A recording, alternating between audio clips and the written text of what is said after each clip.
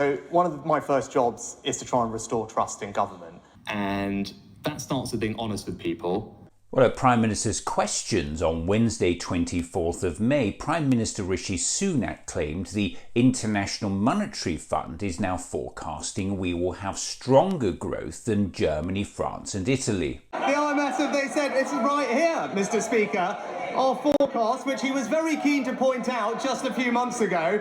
Now their forecasts are that we will have stronger growth than Germany, France and Italy, Mr. Speaker. What do they say? They're saying that we are prioritising what's right for the British people. But what the Prime Minister, who says, now when it comes to restoring trust, for me that starts with honesty, fails to mention in his statement to MPs is that in both 2023 and 2024, the IMF forecasts the UK will have the second lowest growth in the G7.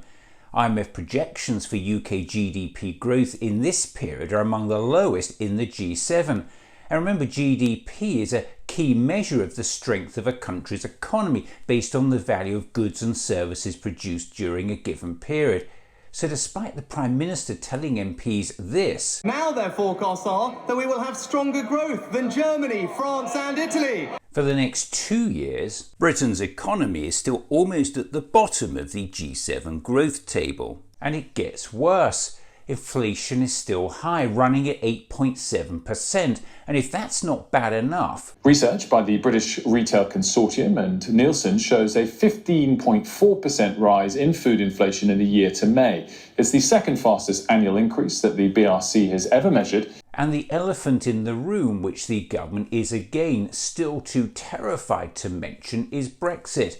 According to research by the London School of Economics, Brexit is responsible for a third of UK food price inflation since 2019.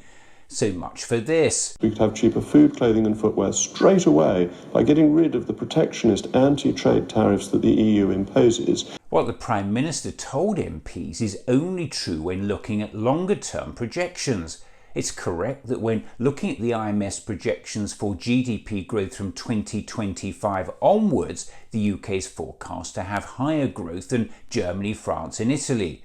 But when looking at its forecast for growth over the next 2 years, projections for UK GDP growth are among the lowest in the G7.